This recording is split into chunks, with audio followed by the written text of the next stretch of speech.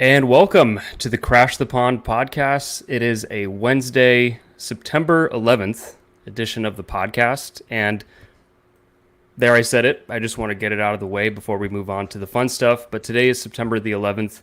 And I just want to take a minute here to say that, from Jake and I, 23 years ago, along with a lot of other people, we experienced a tragedy that is going to resonate for decades to come.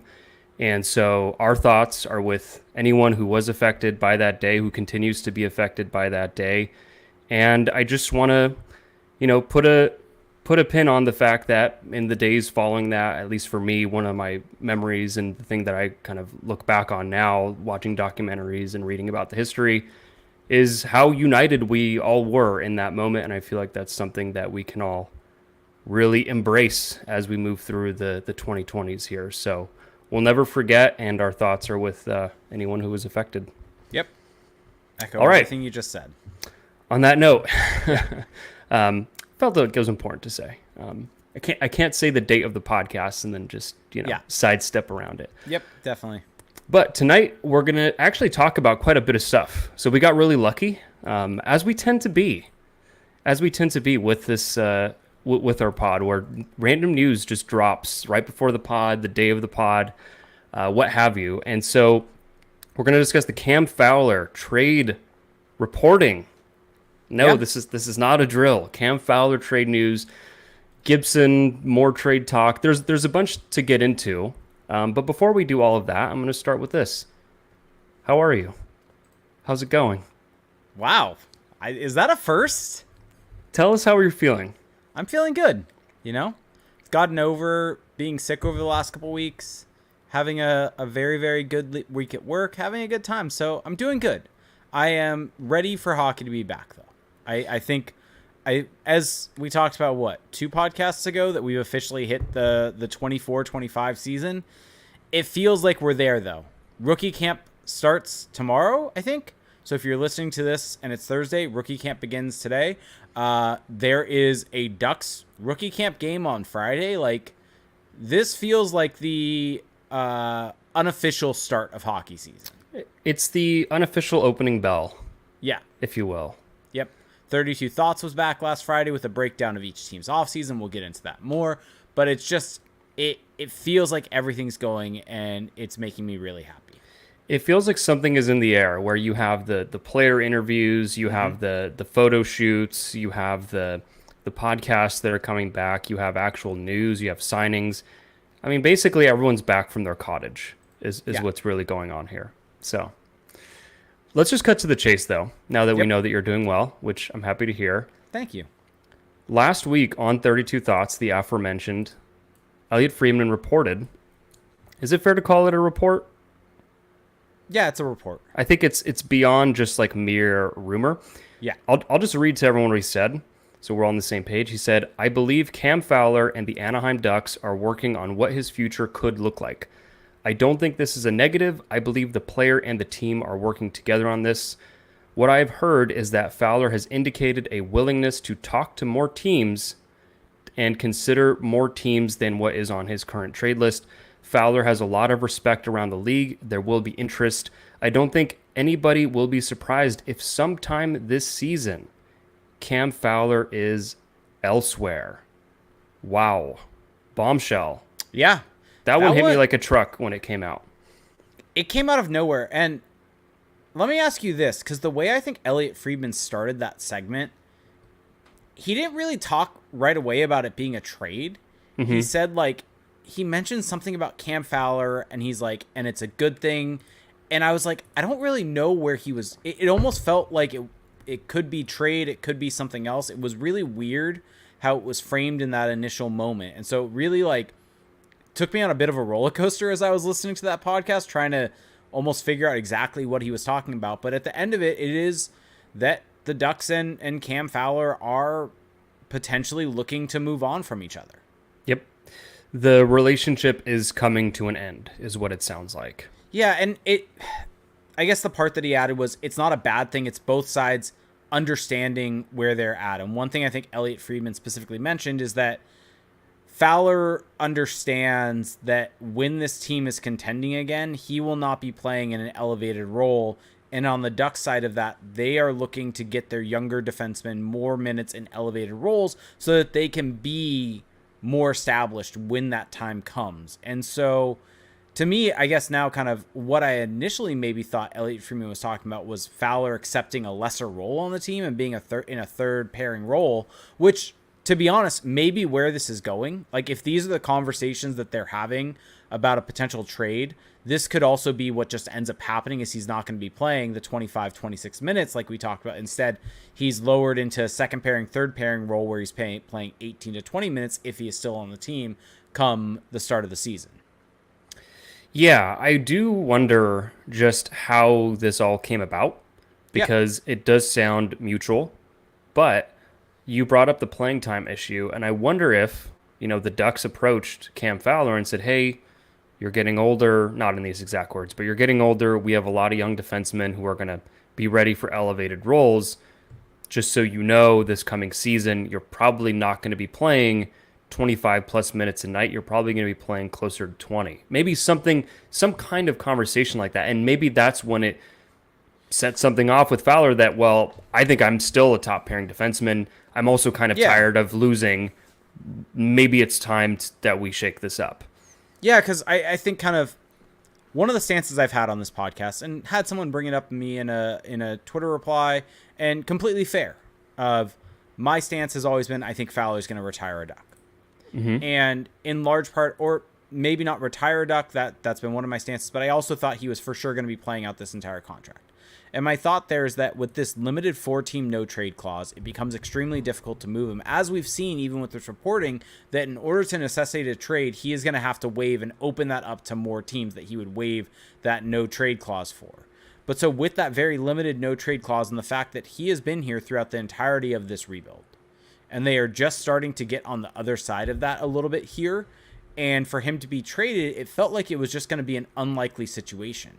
And so I think that it's obviously a pure theory on your part, but I think it's a very valid one of what happened here to cause this. And if it's a good thing, is it something where he understands that he's going to be in a lower role, and if that's the case, he wants to go to a different place where he can win. And so there had to have been some sort of conversation in the background that happened with that to cause this change to happen, a change of heart on his front, because we had not heard any rumblings like a John Gibson situation of potential trades coming, of this is a relationship that was probably going to end sooner or end at some point in time in the future.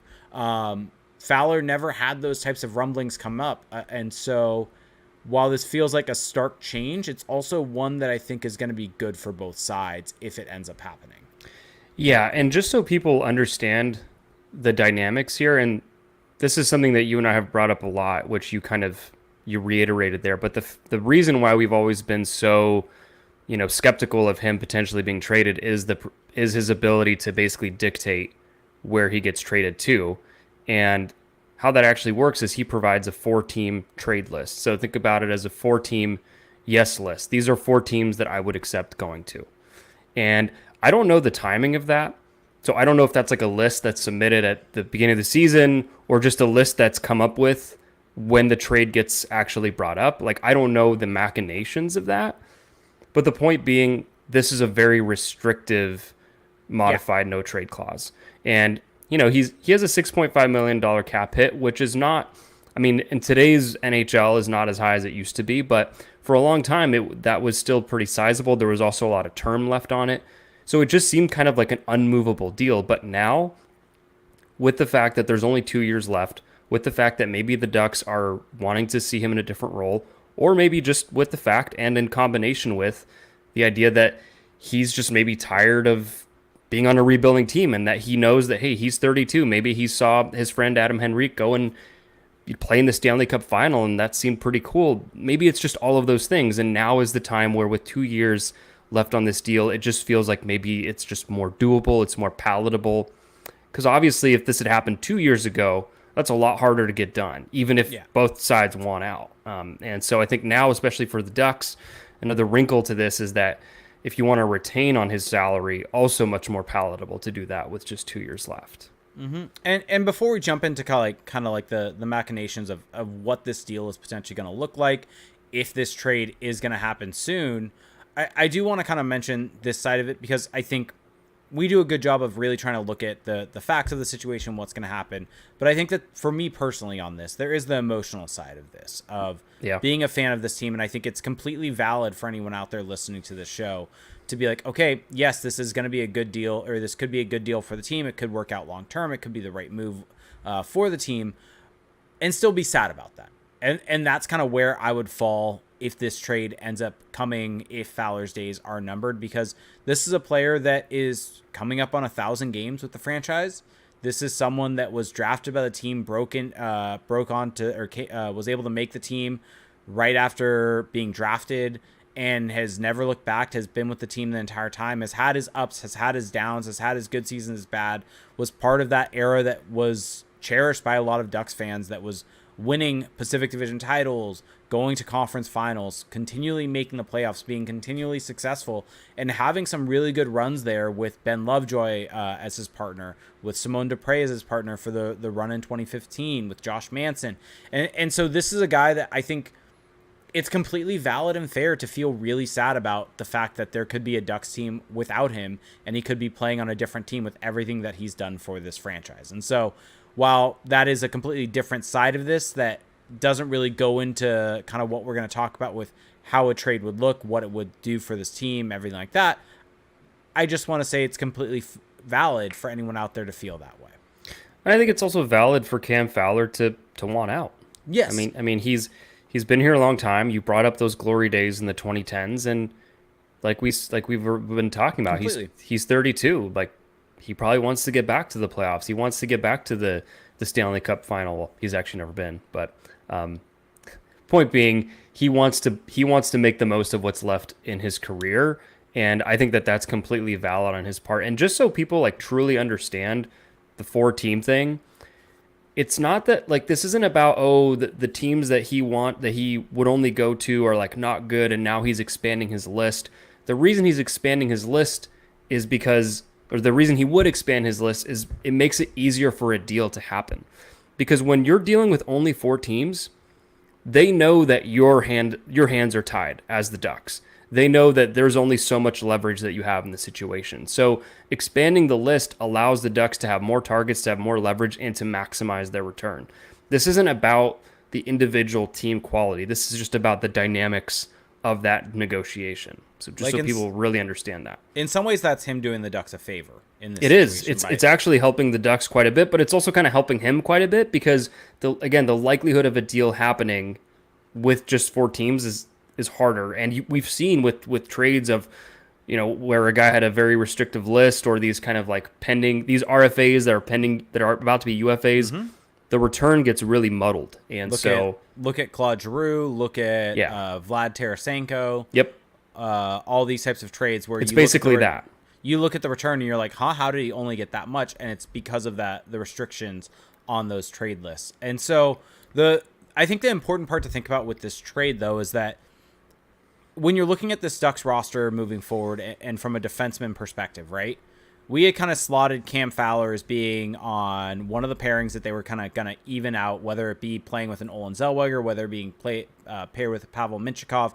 But I think that what this shows to me is that the Ducks really want a left side of Zellweger, Mintyukov, Lacombe. Like, I think that is what this kind of shows to me. And so one thing that the Ducks can kind of do here is that they're only I think it's like $2 or $2.5 million above the salary cap floor. So if they move out Cam Fowler's contract completely without taking anything back, they are going to be underneath the salary cap floor. So one thing they can try to do here in order to help necessitate getting something back of value is they can take back a bad contract. If there's a player that might be a somewhat okay third pairing defenseman that's overpaid, that's a right-hand shot, the Ducks could, or even left-hand shot that plays the right side, the Ducks could look at taking that guy back and then getting something in return also, because now the difference in salary cap is not that great. You're dealing with so many teams that if Fowler is going to want to go to a contender, if it's realistically a team that he is willing to waive his no-trade clause for, it has to be a team with a chance to win. All those teams are cap tight. And so you're going to have to take money back in order to make that work, or you're going to have to retain on top of taking money back in order to make that work. And so this most likely is going to be a money in, money out situation because the Ducks cannot lose more than $2.5 million or $2 million off their cap sheet. And most of the teams they're going to be trading with can't really add salary. So that's one thing the Ducks could look to target is find someone that could be useful for the Ducks, but is overpaid on a team that is up against the cap. And I think that is, if I were Pat Verbeek, that is a team or what I would be looking for in this current situation of finding someone that could be beneficial for this team while in addition to adding maybe a first round pick, second round pick, something like that. Because I think Cam Fowler on his own obviously does not get that. But if you were taking a bad contract back where the team is able to upgrade to Cam Fowler without adding any money, that is worth a significant return, in my opinion. Yeah, I mean, that's why I've thought of teams like maybe the Oilers, where they, for example, like Brett Kulak, 2.75 mil. You're getting very close to what that half retained number would be. So it would almost be a perfect money in, money out swap. And then that maybe gets you a pick. That maybe gets you a roster player. I think one thing that you're touching on, though, that's important to kind of dig into is that just because the Ducks are potentially will trade Cam Fowler, it doesn't mean that then there's just going to be a hole in the lineup. I think that if you trade Cam Fowler, it probably behooves you to actually try and get a defenseman in return that you can plug in, kind of keep that lineup balance on the back end, and again, help with that money in, money out situation. But I think that there's this fear maybe that, if you trade Cam Fowler, now the kids are going to be playing in too big of roles, and I just don't think that that's like the likeliest outcome here. Well, there's still a way to have your cake and eat it too. So realistically, right, from that perspective, just kind of break this down and look at almost how it was at the end of the season, right? When Olen Zellweger was able to be on the roster because of Ilya Lyubushkin having been traded.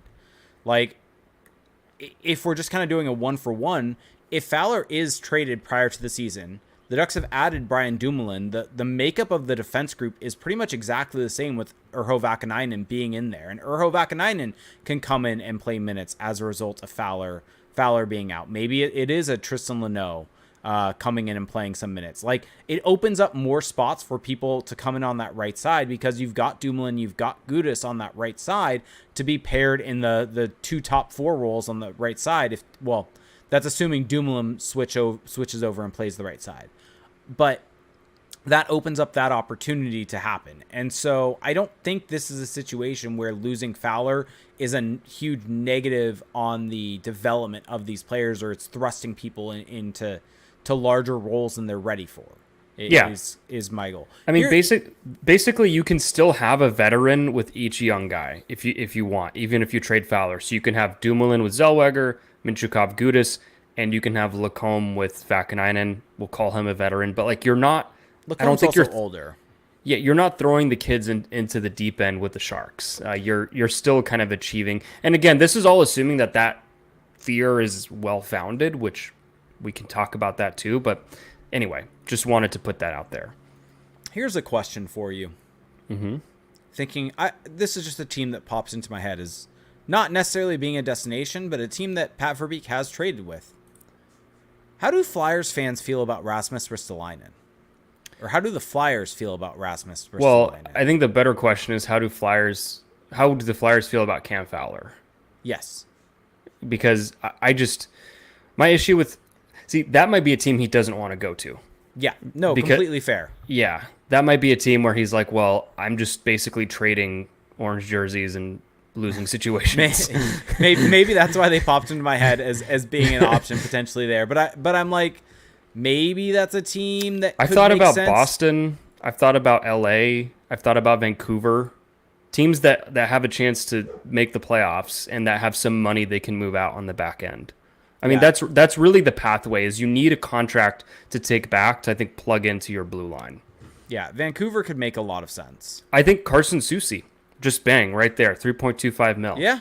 I mean, and I think that they would view Fowler as an upgrade over him. And I think if you're the Ducks, I mean, we talked about Soucy as a potential target in the offseason. So, and also, like, I just think Fowler, like, I don't want to make it sound like, oh, they're getting away with, oh, his reputation is better than he actually is. I think in a winning situation, he's probably a much better player than he's looked. Well, Just want to he's throw a that player out there. that like 2 or 3 years ago had some really good numbers. Like, this is a player that in a situation where he's not playing 25 minutes a night, not playing first power play unit, this is a guy that still can skate. I think is going to be able to skate into his 30s, and that is one of his biggest assets that's been able to keep in the league and have him play in a positive role when he's able to.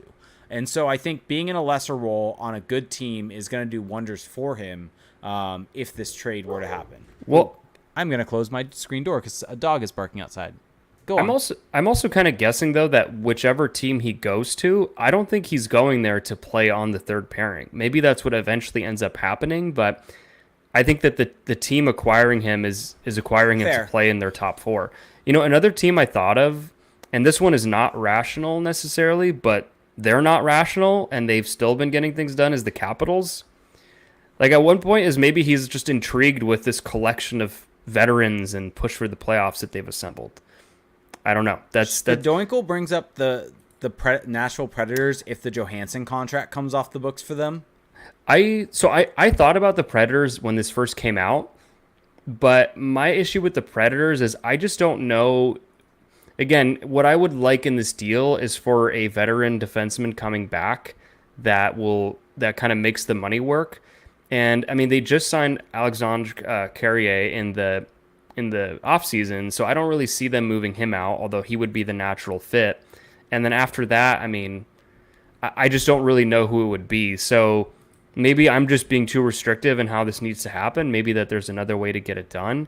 I don't necessarily see Nashville. I've thought about Boston. I mean, that's always going to be the natural like contender fit. They do have some money that they can move out up front and on the back end. So that's one that I would maybe look at. I mean, I don't think that they'd move on from Brandon Carlo, but just putting it out there that Boston, I think, is a potentially sensible destination.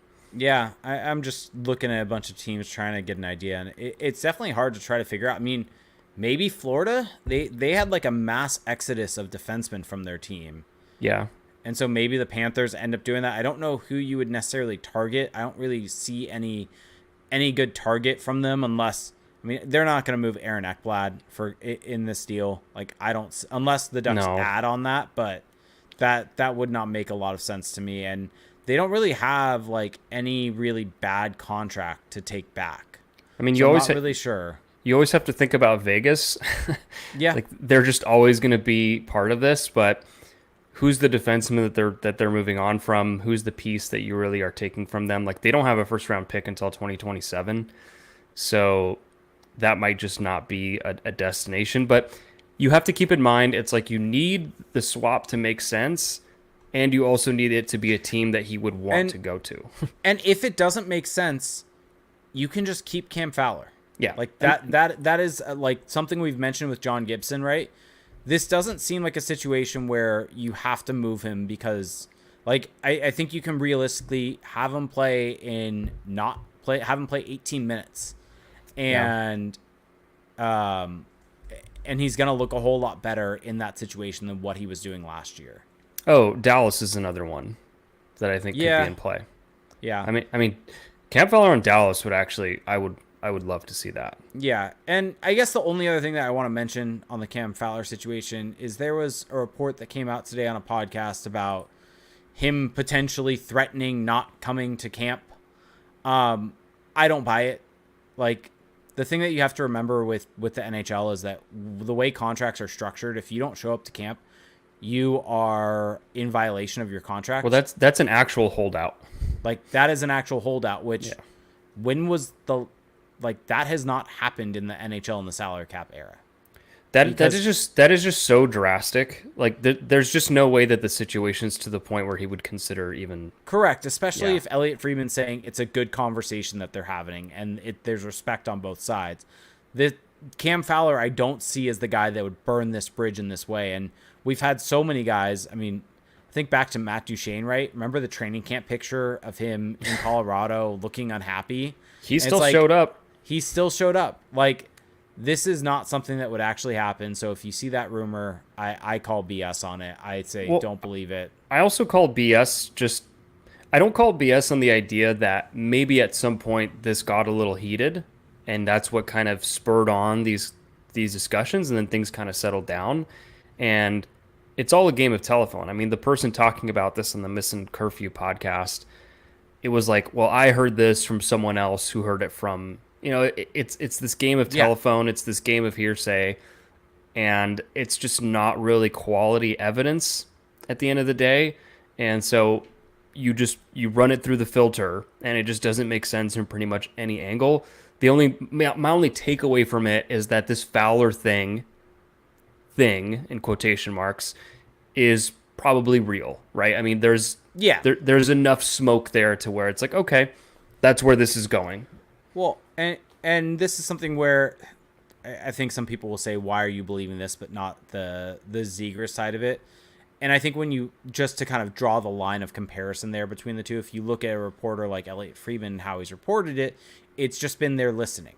It's never been they've had a conversation, they want to move on, things like that, or that it's time to move on for other people to take that role. The way things are framed in the actual conversations of what's happening within the organization, it is very starkly different between. Well, oh, sorry, go ahead. No, just with how it's being conveyed. And I think that's where it's important to understand the context around what's said and not just simply look at, okay, this guy has a trade room around him, so he should be moved. Like, the context around it all is really, really important. And that's why we spent 27 minutes on it, basically. Well, and the Zegers thing, we don't deny. Like, I don't think we deny that they've listened and that this has come up. It's just then what do you do with that information? What is the next kind of leap that you're going to make? And there's just not much there. Whereas with this Fowler thing, it's a lot more concrete. In what Freeman said, there's just a lot more detail.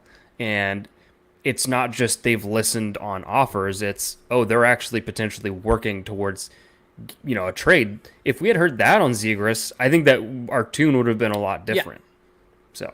Yep, definitely. And especially, I mean, when you consider the fact of they're working in a lot, and he's offering to open up his no trade list. Like, that is a different conversation.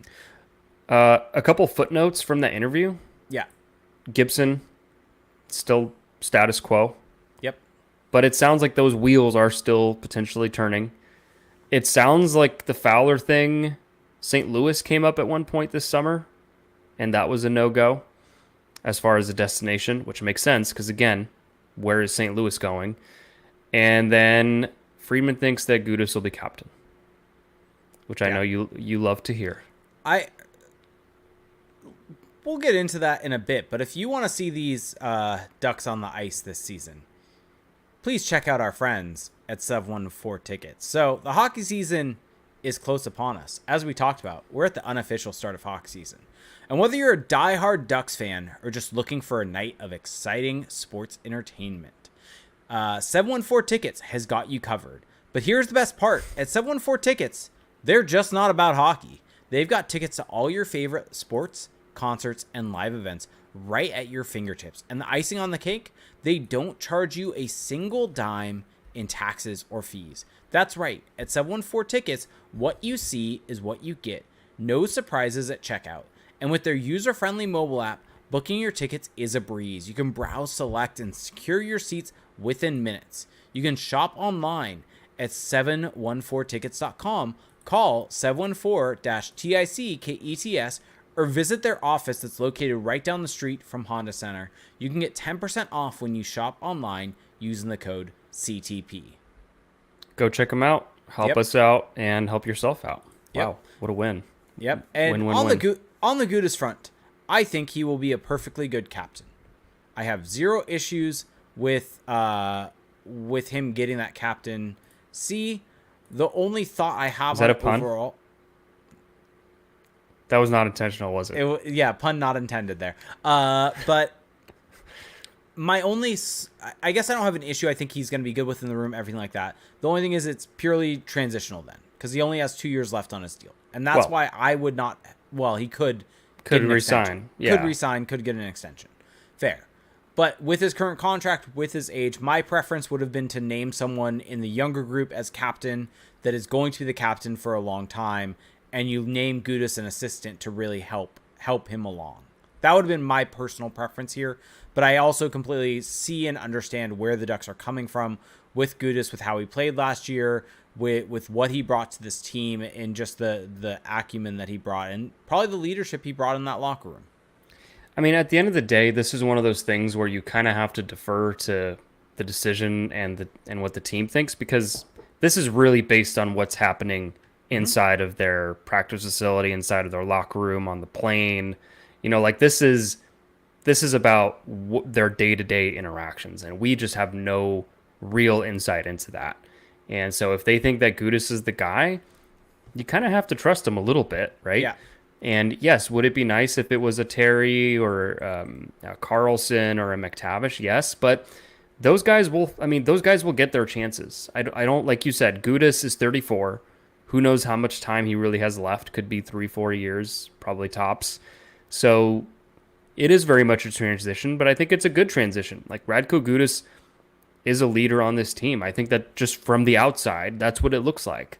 And I'm guessing that if there's this much smoke around it, probably means that it's true on the inside as well. And so I don't really have a huge problem with it. I think it'd be a good idea, but also, does it really matter? I mean, I know that we love having captaincy debates and talks, but like, it matters to the players, and it matters like to who talks to the ref and things like that, and who is kind of the face guy to the media. But like, it's not, it's not going to affect the wins and losses. Really.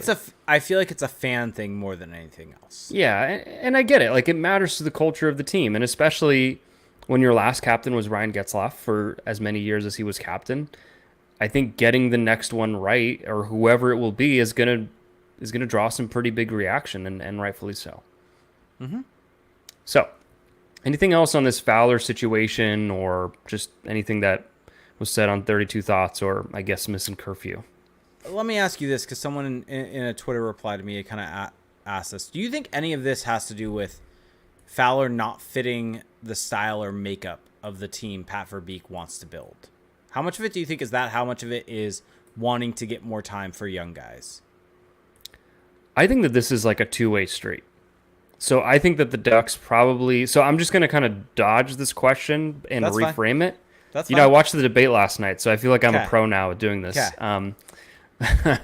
But I think it's a two-way street, where I think that the Ducks probably want to elevate their youngsters a little bit. They probably also, like, because I think Fowler was how could you say he doesn't fit their system when he was getting the most ice time last year? Like, they clearly think he's a huge part of the system. I mean, ice time don't lie. Ice time tells you what the coach thinks, and he played a shit ton last year. So I just don't really buy that. I reject that. But also, I think that it's more of a matter of maybe they want to adjust his role. Maybe he's resistant to that. And maybe he just wants a new situation. Like, maybe he's just a little tired of the losing. Maybe he doesn't like the New Jersey. It's like, it's just, I think that it's... Wow. It's just, hey, he's been a Web D guy his whole life, basically. So there was a video of him seeing the jersey, and he said he really liked it. And Troy Terry, as it was them too, because they had that picture together, Terry was like, it's so much better. If I was like, yeah. Well, anyway, point being, I just don't see this as the Ducks wanting to push Fowler out the door. I see this as Fowler having some feelings about it, the Ducks being like, yeah, you know what? It might make sense. Like, it's just, I don't think that there's a big story here. Yeah. Absent, like, more facts, basically. Yep, I would agree. All right, moving on. So, a couple injuries to talk about, which is kind of a bummer, but it just seems to be that the Ducks cannot avoid the injury bug even in the offseason. So Beckett Sennecke announced to have, I think, an ankle injury, a foot fracture, and he will be expected to be out approximately 6 to 8 weeks. And Eric Stevens reported that the injury happened recently. So, it sounds like the 6 to 8 week timeline is going to basically keep him out of the rookie faceoff at a minimum, and probably keep him out of training camp as well. But he'll be back in time for the start of his OHL season. And then Tomáš Suchanek, however we're going to pronounce it, he suffered a ruptured ACL and is expected to be out approximately 6 to 8 months. And that is a massive bummer. Yep. Because Sukanek was good for the goals last season. He was kind of this new wild card in the Ducks goalie pipeline, and ACL is no joke. He's also pretty young to be suffering an injury like that. I mean, all goalies injure their knees at some point in their careers. It's just the rite of passage, but this is just really, really crappy timing for him. So on one hand, I'm very kind of like, the Sennecke thing sucks, but it sounds like it'll be fine. It's a bone, it'll heal. But the Sukanek thing is a huge bummer for me. I mean, it's essentially a full lost season for Sukanek. Like 6 months puts him, I think, like March-ish. So in a best case scenario, he gets like a month at the end of the season. And like, even if, let's say, the injury happened midsummer, and because everyone wants, I don't know why this has become a new thing, or every time an injury timeline comes out, it's like, oh, well, when did the injury actually occur? Because then that's when the time, like, let's say it happened early or midsummer, he's still going to miss almost all of the season. So, Yep. And huge bummer. And the Ducks ended up making a move also as a result of Sukanek. They signed Oscar Dansk. There we go. I could not remember his name for the life of me. They signed Oscar Dansk to be probably AHL cover for Calle Klang, and what they've got Klang, they've got Budietz also. And so this is just an additional goalie with some AHL experience to be on the goals next season. Yeah, and so now I think that it's probably going to be Dansk and Klang in the AHL, and then probably Budietz is going to be in the ECHL. Yeah. I mean, that's probably what's going to happen. Yeah, so that is likely to be the case here. For those keeping score at home with the Ducks minor league goalie rotation, that's what's going on there, and I think it makes sense. They had to do it, and then today signed a few PTOs. Gustav Lindstrom is back, sort of, on a PTO. Mark Pissick. And then who was the third one? I'm blanking on the third one. Kachuk. Oh, yeah, Boris Kachuk. Yeah, so, I mean, just to me, my take on that is just kind of training camp bodies.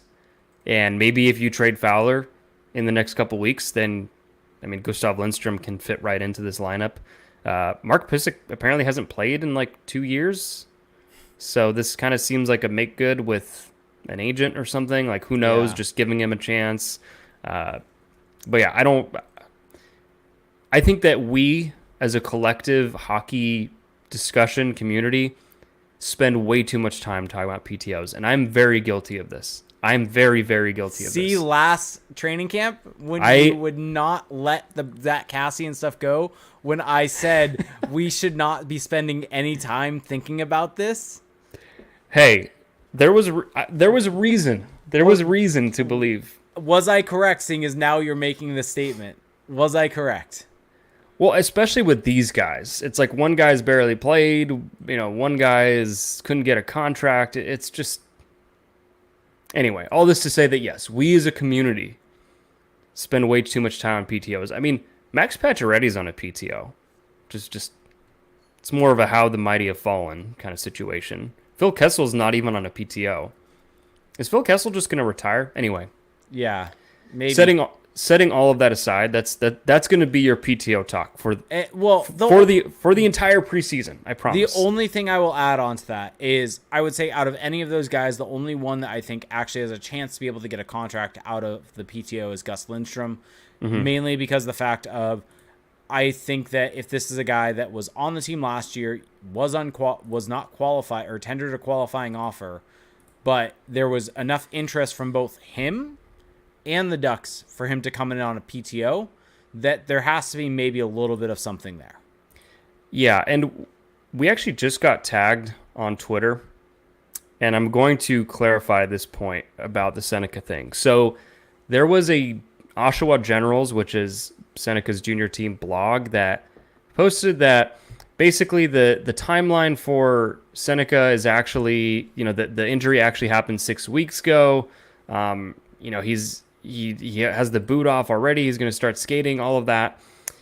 And look, at Generals Updates on Twitter, has got a WordPress blog, which is great. Love to see that. Love to see someone making their own content. But when I have an actual journalist saying that the injury happened the week before they announced it, I'm going to go with that because it's a credibility question, and I think that Eric Stevens is more credible than this random blog, with all due respect. Well, and not only that, they could end up being right, just to put that out there, but like we're weighing the evidence here, and I think I don't know why anyone would pick rando blog over, PHWA journalist here. So and not only that part of it with Eric Stevens, but I'm looking at the article right now. From Eric Stevens, it's a Duck spokesperson said Thursday that Sennecke's injury is believed to have occurred approximately 1 week ago.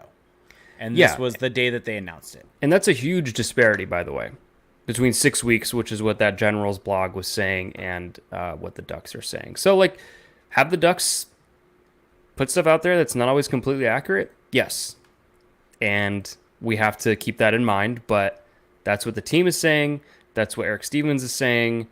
And that's why we're sticking with that as opposed to what at General's updates said. And hey, maybe they'll be right. Maybe we'll have egg on our face, and then we'll give credit to them. But for right now, that's what we're going with. Yep. Okay. Anything else on that? Nope. Okay, great. Well, then let's talk about the Rookie Faceoff, which is coming up this weekend. It will be streamed. Will be very difficult for anyone to go. I think it's actually only for Kings season ticket holders. Yep. It's like $200 for them to go. I think it's like 400 or something like that. There's not going to be very many people at non-Kings games, I think is the end goal of what's happening here. So it'll be streamed on the Ducks website. Tomorrow Thursday there's a practice that will be open to the public. There's an open practice on Saturday as well. Their first game is on Friday at 3:30, which is just a fantastic time, at least for me. And so anyway, it's going to be fun. These are always kind of like fun events. You get to see the prospects up close. You get to see them competing against their peers. Let's just go through this roster here and just kind of talk about different players, what you're excited about, what you're curious about, and we'll just go down the list. Who's jumping out at you? So we kind of did this a little bit last week, but we were like in a very awkward position. We were vamping. So I mentioned this last week, and I'm gonna kind of stay on it. But I think for me personally, I think from a forward perspective, because I think we know what Cutter Gauthier should dominate here. Which is why he's not there. It's like there's not much intrigue with him. Yeah. I think for me the intrigue comes from the two older players that could have some offensive pop here, that are going into the AHL, that are going to, you want to see them take another step, and that's going to be Sam Colangelo and Sasha Pastujov for me. Like, these are two guys that are at the upper echelon of age for this type of tournament, right? Like, I mean, Sam Colangelo is a 2001, and you have some 06s in this tournament. And so, I mean, Pastujov's an 03, so he is still older. So these are guys from an age perspective that should just be better than their peers just from a development perspective. And so I think if we don't see a Sam Colangelo on a first line really dominating play at different points in time, I think that is somewhat of a cause for concern. Yeah, I mean, these guys have pro experience now. I mean, Colangelo, minimal, but he's also had just so much more development in college, and Pastujov got a season last year with the goals. So that's actually a good take. Those guys should play well. I think that my expectation for them is not necessarily that they're going to dominate, but just that they're going to be impact players. Another name that I want to talk about, because this just popped into my head, Rodwin Dionisio. Yep. So there was an article written about him for the Spanish version of NHL.com. And in there, it said that there is an expectation that he will be on the goals this season. And our understanding up until that point was that he will be playing in Europe this season. And so now he's at this tournament. So now the question is, well, if he's here, you look at that article, which was an interview, like it was a full-on interview with him. That piece of information wasn't quoted and cited to him, though. Does this mean he will be on the goals? And the short answer, and honestly the only answer, is we just don't know. I mean, I've seen people try to draw conclusions from that, and it's just like, well, the best information we have is that he's going to be in Europe, and until we have actual hard news updates from the team otherwise, I think that's just kind of what we have to roll with. Do you disagree? Nope, I don't disagree at all, but I definitely think that he's a player that's going to be very, very entertaining to watch. He was entertaining last rookie faceoff. I remember he had this like wild goal where he just roofed a shot from like almost the goal line and it went in. So yeah, he'll be fun to watch. Going down the list though, I mean, I'll just bring up guys that I'm excited to watch. So Alex Blay just got drafted. I actually really enjoyed watching some of his shifts in junior. You know, we talked about him on the episode with Mitch Brown, kind of a play builder, middle six type. You know, he's a little undersized at 5'10", but I think he's a guy who could end up being a pro. So I'm excited to see him. Nathan Gaucher, you know, it's kind of getting time to where we'd like to see a step forward, and this is a springboard for him in that regard. Cutter Gaucher, we've talked about. For me, this tournament just doesn't matter for Cutter Gaucher. Like, he is being graded on a different curve. He has played more important games, more relevant games for his evaluation in college than these, so I'm just not really putting a ton of stock. Maxime Massé, you know, he's another recent draft pick in this past draft class, 3rd round pick. Really like him. Again, he's another one of these guys who I really enjoyed watching. I think that he could look good right away because he has this really pro style game. You know, I think he's still a couple years away, but I like what he brings. Nico Mijatovic, again, same kind of mold. You know, middle six, maybe more of a 4th liner energy type. We saw him in the AHL last season. And then going down the list, the guy everybody wants to see is Yegor Sidorov. That should be a fun one. Yeah. And then, go ahead. Sorry, really quickly. I found that article about Radwan Dionisio, and it's actually in English, but there was a Spanish version of it, and there are quotes in there in Spanish that John Morosi also translated. But here's the quote, if you want, or the line of the article and then the quote afterwards. Dionisio is expected to begin the season with San Diego of the American Hockey League. Jim Johnson, the Ducks director of player development, said the organization is pleased that Dionisio has improved his overall fitness level. Dionisio weighed 220 pounds at the end of rookie camp 1 year ago and was down to 198 by the end of the season in Saginaw. And then this is a quote. His body had completely changed, Johnson said. He was strong and able to move very well. He's a good skater moving forward and has great offensive instincts. The training aspect is very important in how you fuel your body, get proper rest, have good nutrition. All of that showed his play with his offensively gifted instincts. The sky's the limit. So I mean, I think we can probably infer that Morosi got that information talking to Craig Johnson, but the way it's worded, Jim Johnson, too many Johnsons. Good. Yep. I just don't know if we can really still say for sure because it's just the way it's worded. Definitely. I just wanted to at least give the quote from the article for everyone out there. Yeah. So Dionisio will be there. I'm excited to watch him. Sidorov will be there. Tristan Luneau. I mean, that's a guy who has barely played hockey games, I should say, in a long time. So I'll be excited to see him. Tyson Hines, you know, he's been in a couple of these now, I think. Terrence Smith, Noah Warren. I don't think Noah Warren played last year, did he? Am I getting that wrong? I could be. I think he played like one game. I think he played one game because I remember he played in the opener, and I think he got hurt after that or something like that. So, all this to say, there's a lot of big names if you're a prospect person. Like, these are recent higher picks, and there's going to be this inclination to have strong takes about the player. And I think that, hey, if you're just evaluating the player and saying, like, for example, oh, he looks like a really great skater, or he looks like he's processing the game really well, or he looks like, you know, he's got great tools, whatever.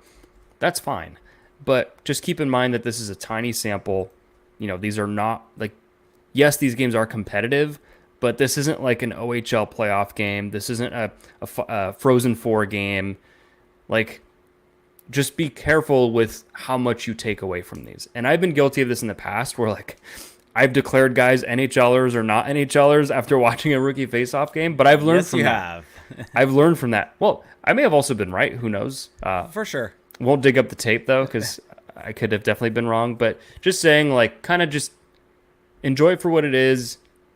Analyze the players. That's what I'm going to be doing. But I'm not going to be like, oh, this guy's just going to be terrible because of the Rookie Faceoff games. Last year, Leo Carlsson looked amazing in the Rookie Faceoff. And that was my first clue of like, oh, maybe he's actually closer to ready than I thought. And then in the preseason, that continued. Then he made the team. That continued, and it was like, oh, okay, Leo Carlsson's just a stud, and this is the world we live in, and it is a great world. Same thing with Pavel Mintyukov. But for the rest, it can still be a very mixed bag, and those guys are, I would say, more the exception to the rule. But I'm excited. Are you going to go to the open practice or do anything in person with this? I may try to go on Saturday. I actually think I'm free on Saturday. I will probably be waiting till after the North London Derby is over. Wow. And then I may try to make the trek up and take Luke to the practice. So we'll see. Yeah, they're fun, and it's very like, yeah. I mean, it's at 10:30 on Saturday, so that's a pretty chill time. I may be there at like 11. Hopefully it goes longer than 30 minutes. I think they typically do different groups, and so it lasts a decent amount of time.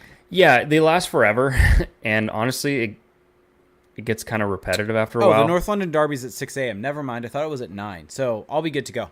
Yeah, I was gonna say when is this freaking game? But their game's on at 9 a.m. Like that's not abnormal, but the game's at 6 a.m. The games are 90 minutes though, so yeah, but there's like 15 minutes in between, so that puts it at 2 hours. Yeah. Anyway, so all this to say, it'll be fun. It'll just be nice to have hockey on our screens. I hope that I won't need a VPN to watch these. Oops, probably shouldn't have said that out loud, but yeah. Please don't geo-lock these games, Ducks, if you're listening. There's just no reason to do that. It's probably going to be geo-locked. Unless they're playing the Sharks, and then you can watch the Sharks stream. I feel like it was last year, though. And I was still able to watch it somehow. I still watched all the games, so I don't know. Yeah. All right. Anything else before we get to questions? No. Zegras' hair? Look, people can have conversations about that, but let the man do what he wants. Rock the flow. I'm good with it. It's Wayne Gretzky-esque. It is very Wayne Gretzky-esque. And, there are elements of Zegras' game, and maybe I'll get flamed for this, but there are elements of his game that are Gretzky-esque. Puck Empire. Zegras is the second coming of Wayne Gretzky. I mean, just the vision. Card. The vision, the playmaking, like obviously not to that level, but the NHL is also better now. Yeah. All right. So let's get to questions. So we're going to start with our Patreon exclusive Discord. Go to patreon.com/crashthepond to get access to our Discord. It's a really good time. One of the best communities out there to talk about the Ducks. So we're going to start with Brad, who asked us, recent pundits, Yardbarker, Pronman, rated the Ducks under 23 prospects, third to the Blackhawks and the Sharks. So his question is, do you place the Ducks behind both of those teams also? Behind the Blackhawks and the Sharks? Yes. This is the under 23 ranking. So no one 23 or older. So here's what this would come down to in my mind. Bedard, Celebrini, Carlsson. How do you order those three? And there's your list. Yeah. I think that they are... I think there is a valid thing there. I think the only question just ends up becoming, how do you value the depth of the Ducks pool versus the higher end talent of the Blackhawks and Sharks? And so I think that there's an argument. I think Blackhawks at 1 makes total sense because Connor Bedard. You have Bedard. Yeah. And so Celebrini, I think, is a bit more of a question mark just because we haven't seen what he's done in the NHL. So that would be the one that I might quibble with more of putting the Ducks ahead of them just because of the quantity of high-end talent the Ducks have accumulated. But it's a small argument, a small nitpick. I think that the thing with the Ducks versus the Sharks is that, the Sharks, you could definitely argue defensively that Celebrini is going to be a better player than Leo Carlsson. They're both going to be awesome, so it's not really worth debating very much. But then the Ducks just have more depth, I think, in their prospects, and the Sharks are catching up. So I just don't have a huge take on this. Like, people get really upset by these rankings. I think that my bigger issue with these rankings is like the rationale. If you read through some of them, it's like, this guy is now 3 inches taller, therefore listed as 2 inches taller, therefore he's now higher in my rankings. Just stuff like that is weird, but the teams, I don't know. I don't have a huge take on that. So he also asked us, please rank the 3 teams in order of who makes the playoffs first. Ooh. I honestly think the Ducks. The Ducks are first. I think Who's that second? Oh, that is hard. I'm going to say Chicago is second, just because Yeah. they seem very hell bent on moving that thing along. Yep. I'd agree. All right. Sad Genius said, does Frank net 30 plus again this year? No, I think he's going to be at like 27. Yeah, I agree. Appa said, who rocks a mullet better, Jake or Felix? Well, no one wants to see me rocking a mullet because that will look atrocious for So me? various reasons. So you, yes. Okay, I'll take it. Isaac said, best possible return for Fowler and a prospect. For Fowler so the Ducks are sending a prospect? I guess. Yeah, I'm not sure. Hard to understand that one. Well, I think that the realistic return is you're getting a player back who you can insert into your lineup. You're getting a pick for retaining. You're getting an additional pick for Fowler and maybe a prospect. But like that's the package to me. That's probably what it's going to look like. Yep. I'd agree. Let's see. Olaf is Berserker said, what's your reasonable expectation for Tristan Leno this season? Reasonable expectations.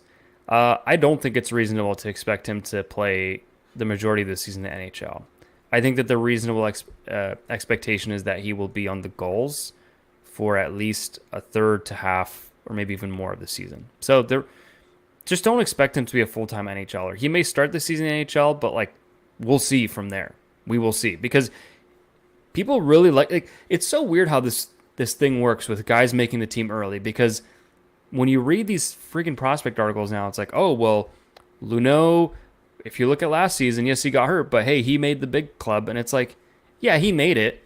But if you watched him play, it did not go that well. And if you watch him in the preseason, it's like, yeah, he was fine. But, was he really that good to where he should have made the team? So it's just funny how the history becomes really revised when we're a year out from that. Anyway, that was just a side rant. Yep. Gooser said, or asked, what are the odds one of the PTOs makes the roster this year? Or are all three of them likely just goals, veteran depths? I mean, I don't think all three of them are likely to get any sort of contract. Like, I wouldn't say they're goals depth. I would say Lindstrom is the only one with potential to get a contract for me. Yeah. Yeah, it's like 10%. Yeah. And then he also said, what's your favorite Cam Fowler memory? Well, I don't have one personally, but what I appreciate about Fowler is that when I first started blogging about hockey, that he was kind of the first player where I was like, oh, everyone thinks he's great, but the analytics say he's not. And watching him play, I can see these deficiencies. So he was kind of like the first player that really brought that out of me. And so I guess that's my favorite memory. It's just he's always been kind of a polarizing player, and he's always been a hot button issue amongst Ducks fans. Yeah, and he's had his ups and downs where he's had good seasons. Yeah, and that narrative has also flipped before, where everyone thought he was terrible, but then the numbers actually said he was great. So yeah. Definitely an interesting career as a Duck for Cam Fowler. For me personally, from a like goals or like just like moment perspective, I think it's hard to not think about the comeback on Catella. And his goal from the point to, I think it brought them within 1 goal, right? And so from tying it up. So I think that game is obviously going to come to mind for me. And there's just also dumb things that come to mind. Like I remember when he fell off the boards in a game. And I don't know if it was him or not, but I think when Cogliano had his teeth knocked out, for some reason, I remember it was Fowler saying you left your mouth guard here or something like that on the bench, or that was a story, but it may have been someone else. I'm attributing it to Fowler. So who knows? But him falling off the boards is one that distinctly comes to mind. There's also the bits back when it was Getzlaf, Perry, and Bobby Ryan with the gold and silver thing and him being the Cam America and all. It was just a lot of fond memories for me with Cam Fowler. So I'll go with that. So that's it for questions from our Discord. So now we're going to jump into Twitter. So we've got some questions on Twitter. Twitch and YouTube will be coming to you next. So Brian S. Lynn said, will Cam Fowler be traded before the trade deadline this year? I'll say yes, just for fun. Okay. I will go with yes. Let's see. Luis Alberto Johansson asks, my question is, do you think that Zegras will get an extension from the Ducks this season if he has a good year? So he's coming into year 2, so he's eligible for an extension next summer. Yeah. So I guess next summer, if Zegras has a really good year, do you think that there are conversations about an extension? I don't know. Because it's like, it's going to depend. Like, does he think, I've got one more in me? Yeah. I can get even more. Or is it going to be, well, I can go lock in that number now? I think he's going to want to take another year. I'm going to say no. And I think the Ducks might also want another year. Yeah. Like, I'm going to say no. Clark said his question is, what are your expectations for the team this season and any breakout stars? Being it's nearly an identical lineup, I'm hoping we see the young guys take a step and also stay healthy. Breakout star. Yeah. Wow. Expectations, I would say getting to the 80 point threshold, maybe a little bit above that. Yeah, I mean, I think 70s range is kind of my expectation. Okay. And then breakout star Robbie Fabry. Just kidding. No. Breakout star, I'm gonna say Trevor Zegras. He's gonna break out again. Double breakout. It's weird because the public narrative on him is just like so wild. He's gonna put up 70-ish points. The Ducks are gonna be in the playoff hunt until towards the end of the season, and the narrative is gonna flip on him, and that will be his breakout. And he's gonna rock a mullet doing it. People talk about Trevor Zegras as if he didn't have two 60-plus point seasons to start his NHL career. Well, they just think that those points don't matter. But it's also just that wasn't good enough for them. Yeah. And just wild. Yes, you and I don't always look at production, but that's because it doesn't always tell you in smaller samples. Over the course of the season, it's going to tell you a little bit more. It's the classic skilled player gets held to a completely unfair standard compared to everyone else. Yeah.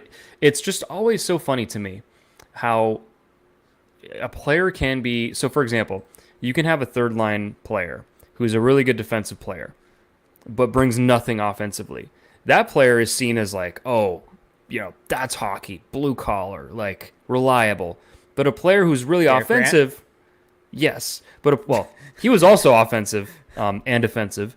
But a player who's putting up a ton of points but isn't as strong defensively, for whatever reason, that's not good. That's bad. That means that you're irresponsible. That means blah, blah. It's no one gets... A lack of offense doesn't get held against certain players. Lack of defense really gets held against certain players. It's just the whole thing is just so inconsistent. And I just don't think Zegras has ever been so destructive defensively to the point that would actually match that public narrative. So, yep. All right. We got two more questions, then we'll get to Twitch and YouTube. Hockey South said, question for the week, if you have a pod, is there a forward on the Ducks that will have 90 points in at least 2 seasons in their career? And is there a defenseman on the Ducks that will be top 3 in Norris votes in their career in at least 2 seasons? Oh my God, what a question. I'm going to say yes.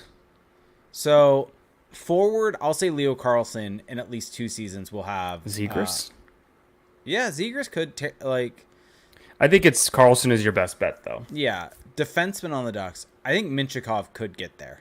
Yeah, I think that he will get there, honestly. Yeah. So. And then Trevor Zegras has 2 questions for us. Do you think the Ducks will have a player this kind of goes to the at or above a point per game pace next season? If so, who? I don't think so. I don't think so. If they do, who would it be? I think it would be Zegras. I don't think Terry is enough of a playmaker to get to that level. I don't think Carlsson is there yet. So you're really just left with Zegras. And you just talked about it. He's come somewhat close to that before. Obviously relatively 65 versus 80 is actually a big gap, but it's conceivable with him. Yeah. Whereas it's not as conceivable with the others. And he also asked us, what would your ideal power play look like? And his would be Zegras on the left flank, Cutter right flank, Zellweger at the point, Carlsson at the bumper, McTavish net front. Wait, who's on the right? Gauthier. Oh, okay. For some reason, you said Carlsson twice. No, I said Cutter. I don't hate that.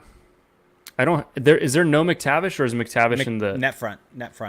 I would prefer McTavish in the right circle, but I don't hate that. That's a good unit. Yeah. My big thing, the only thing I ask for is no Zegras on the right. You can do whatever else you want. If You don't want the Zegras stick up in the air to the sky waiting for the one with his ass touching the boards. Rich Clune, if you are listening, and I know you are, do not put Trevor Zegras in the right flank. It doesn't work. It will never work. It has never worked. Move on, please. There's better options. There's different ways to do this. All right. I'm done. All right. We got so we're now gonna go to Twitch and YouTube. It's a little bit quiet there, so maybe only a few questions. But if you want to find us, go to twitch.tv/crashspawn, where if you have Amazon Prime, you get one free Twitch Prime gaming sub each and every month, and it helps out more than you can imagine. And you can be just like Anaheim Duck 16, who subscribed with Prime. So thank you so much for that. And it does help out more than you can imagine. You get special emotes in the chat, special banner or badges next to your name, or if you have a YouTube account.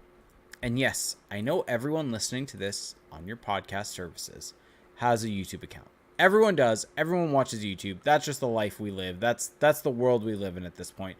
Find us over there. Go to Crash the Pond over there. Subscribe to the channel. Like our videos. That helps, and it's completely free to use. So we got this question from Anaheim Duck 16. I think they may not have been in here when we were talking about the boot part of it, but that Generals Live thing,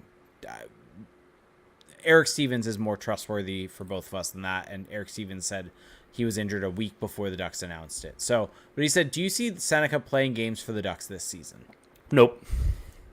I'd agree with that. I think the injury nips that in the bud. I didn't see it before the injury, and it's basically impossible now. So. All right, and now on YouTube, HammockM said, are there any details on how Luneau developed his knee infection? It's unusual for a young, healthy person to get severe infection like that. Any long-term damage from it? I mean, we don't really know a lot of details, but I think the way it happened is he got injured and developed the infection as a result of the treatment he got. Or, like, he got the infection in the hospital, and then that required further treatment. Wasn't it over during the World Juniors also? Yes. Oh, I think there was actually an article that came out about it. But yeah, I don't think it was the infection that got him into the hospital, but it's the infection that kept him there. Something like that. Yeah. And then Clado1212 said, do you think it's possible that the captaincy conversation had any impact on the Fowler trade rumor? Was he potentially hoping for a bit of a promotion? I mean, like, this is the thing with, like, the totality of the circumstances, the different factors, where it's like there could be a bunch of different reasons why Cam Fowler feels like maybe it's time to move on, and maybe that's just a little kind of paper cut that pushed this, right? Where it's like he's been there the longest, he thought he deserved to be the captain, and they went with this guy who just got there. Maybe that kind of miffed him. Like, that could be part of it. Why not? Yeah, no, it certainly could be. Yeah. So keep throwing stuff in the chat for questions, but we're gonna go to shit show questions. Oh, I actually have some for you. Okay. I'm gonna throw at you a blind ranking. Is this what what you were going at with a debate was gonna be had, that lines were gonna be drawn? No. Oh, okay. That was nothing. Okay. Blind rank snacks. So just for everyone that's listening, like, and unless a new question comes in, we're just going to kind of mess around here for a little bit.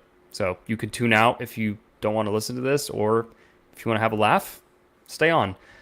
Okay, blind ranking. So you have to rank these without knowing what's coming next. Yeah. Pretzels. How many? It's 5. 5? 1 through 5. 5. Wow, okay. Ice cream. Is that really a snack? It's not really a snack. But you have to rank it. I'm going to go with 2. Ooh, okay.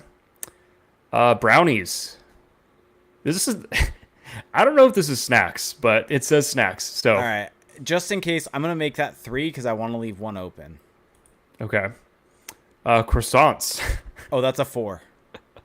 Wow, really? Well, I guess in this ranking it makes sense. Yeah. And tortilla chips is your number 1. Oh, I wish I would have put brownies 1 and tortilla chips 3. I mean, I think tortilla chips just make more sense as a snack. Sure. I'm just doing a blind ranking of what I like, though, not really in the snack. Yeah, I mean, brownies just destroy tortilla chips, if we're being honest. If brownie was 1 and tortilla chips were 3, then that is like an accurate list. Yeah. Give me a category. I want to do another one of these. Well, here's an actual question from Clido1212. Does Cutter have a legit Calder bid? Yeah, he certainly does.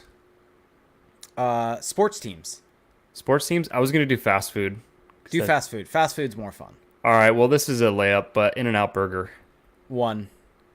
Are you sure? Yes. Okay. Subway. 5. It actually populated in the 5 right away, which is kind of funny.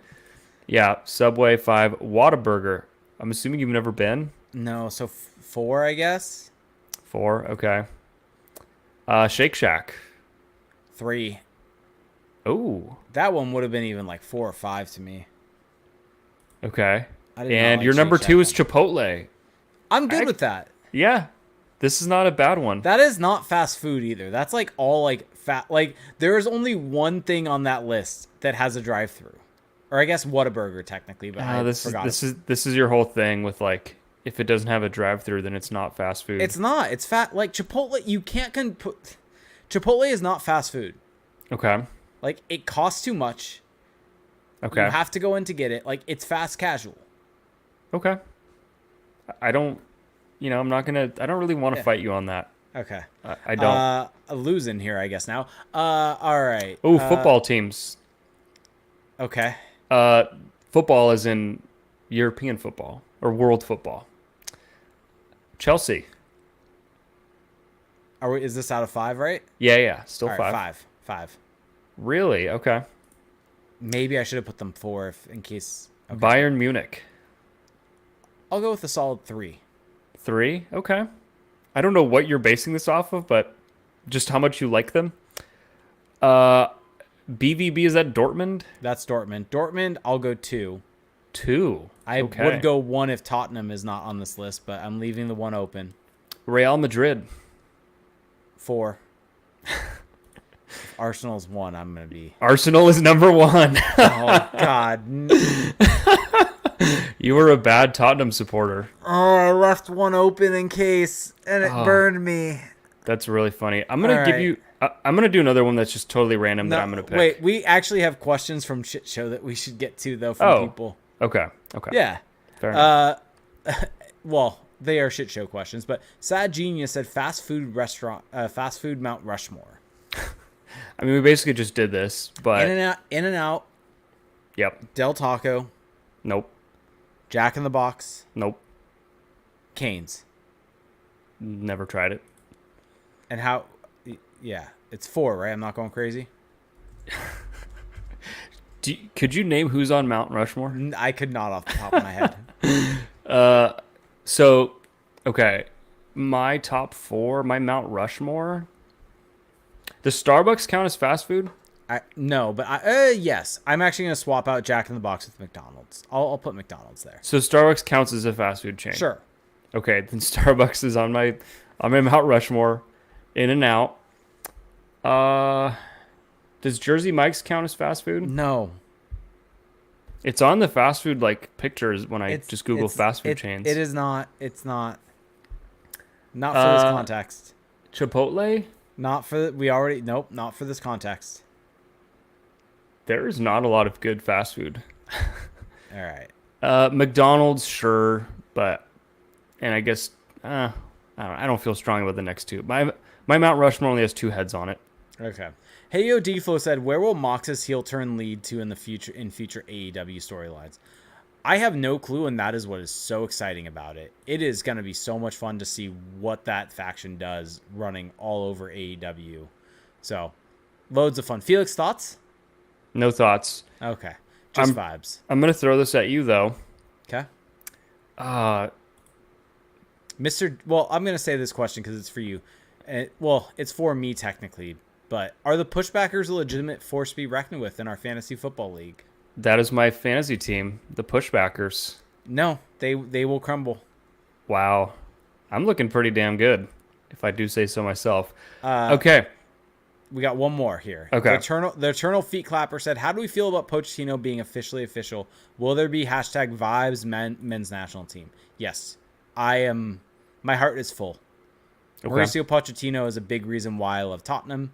There's just always going to be a connection for me personally with him as a manager. And the fact that he is now the men's national team manager, it just warms my heart. Okay. Yeah. Blind rank fictional creatures. Oh, this is going to be fun. King Kong. 4. Or wait. Yeah, I'll do 4. 4?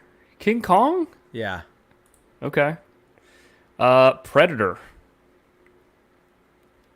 Man, I've never seen the movie, so I guess I'll just go 5. Okay. The Balrog from Lord of the Rings. 2. 2, okay. You've seen more Lord of the Rings than I've seen. I don't know how to pronounce this. Shelob? Shelob from Lord of the Rings? I don't.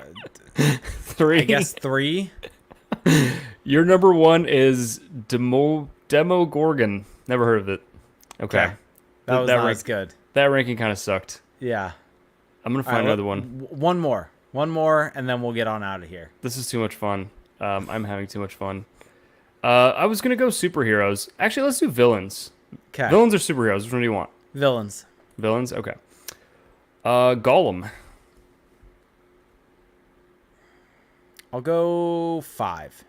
5. Okay, not a Harry Potter fan. Gollum is Lord of the Rings. Was he? Oh, shit. You're right. Wait. Who am I thinking of from Harry Potter, then? I don't know. Are you thinking of Dobby, the house elf? Yeah, that's what I was thinking of. Yes. There you go. The Joker. Oh, the Joker's 1.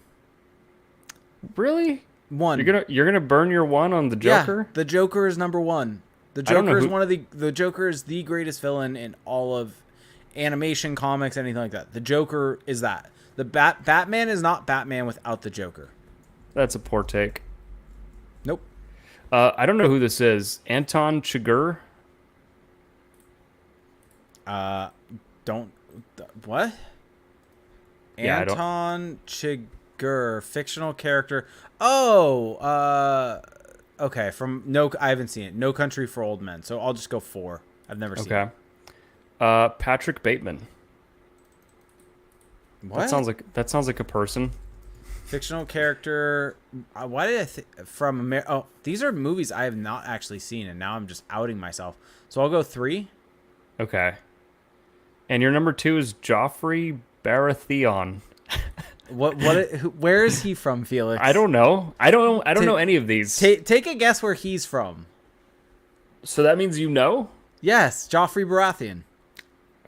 I have no clue. I couldn't even. Take a gander. Just a show? Yeah. Okay. Game of Thrones. Game of Thrones. Oh, see, I never watched that. What? So there you go. He was number 2 on my list behind Batman. Yeah. Yeah, I'm good with that. All right, I'm throwing superheroes at you. I don't care. Fine. Wonder Woman. 3. Okay, good choice. Captain America. Oof, that is a toughie.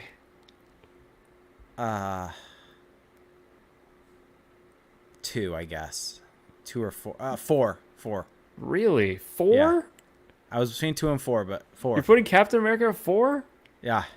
Oof. Okay. Omni-Man. 5, because I don't know what Omni. Oh wait. Isn't that the guy? I don't know who that is. Oh wait, Omni-Man's a villain. Is he? This is bullshit. Hold on. Omni-Man is from Invincible. Omni-Man's a freaking villain. So he's 5. a 5. He's a 5. 5. Okay, The Flash. Ooh. I guess 2. Damn it! I wish I put Captain America. You fucked up. At 4 or at 2. Your number 1 is Doctor Strange. Could be worse. With it. Could be worse. Yeah. Could be worse. Why is Omni-Man on this list? I don't know who Omni-Man is. So you're out of luck. I mean, that's a spoiler for anyone that hasn't seen Invincible, but still, he is a. Is that a movie? Villain. Is that a It's show? Show. Okay. Show on Prime / heard of it. comic book series. Man, these blind rankings are very addicting. Okay. All right, we should get out of here. Walking away. Hey, I gave people the warning. Turn it off now if you don't want a to hear this. decent. We only lost a few people, so thank you. Yeah, blind rankings are fun. I've been seeing them on YouTube, and I'm like, why don't we do this? This is like right up our alley. It very much is up our alley in the shit show portion. Okay. Well, thank you for listening, everyone. If you want to support the podcast, there's some really great ways to do so. Number one, check out our Patreon. Go to patreon.com/crashthepond or just Google Crash the Pond Patreon. And over there, you can pledge $2 a month, and you will become a member of our patrons-only Discord. This is a great way to connect with us. It's a great way to connect with other diehard Ducks fans.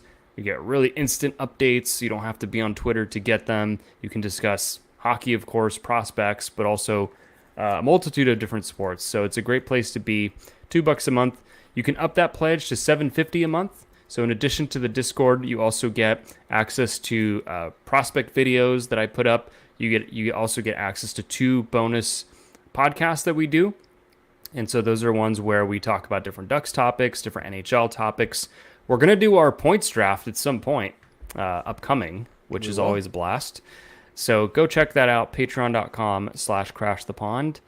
You can also leave us a rating and a review on Apple Podcasts. A really easy way to do that. Just search Crash the Pond on Apple, the Apple Podcasts app. It's the purple one on the purple square on your iPhone.